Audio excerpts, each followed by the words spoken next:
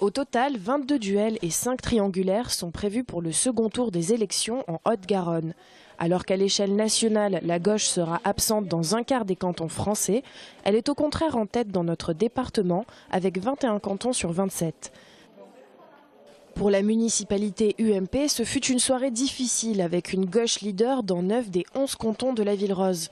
Le Front National, quant à lui, sera présent au second tour dans 58 des cantons de Midi-Pyrénées.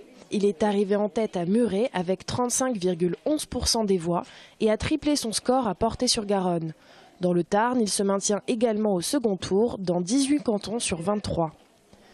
Le président du parti radical de gauche et du groupe de presse La Dépêche du Midi, Jean-Michel Baillet, a été réélu au premier tour dans son canton de Valence-d'Agen.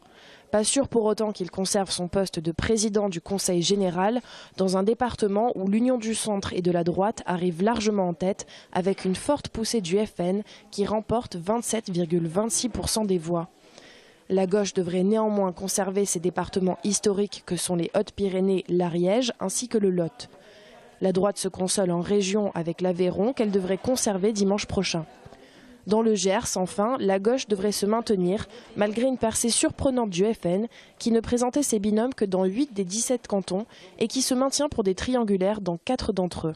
Les socialistes alliés aux radicaux seront donc généralement opposés au FN en milieu rural et à l'union des droites et du centre sur les cantons toulousains.